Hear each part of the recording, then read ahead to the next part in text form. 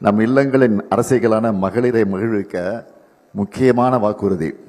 இல்லத்தரசிகள் தங்களுடைய வீட்டுக்கு தேவையான washing machine, TV, grinder, fridge, mixie, microwave, அவன் மற்றும் மின் அடுப்புகள் போன்ற உபயோகப் பொருட்களை புதுசாக வாங்கவோ அல்லது ஏற்கனவே பயன்படுத்தி வரும் இத்தகைய பொருட்களுக்கு மாற்றா வாங்கவோ இல்லத்தரசி என்ற புதிய திட்டம் செயல்படுத்தப்படும்.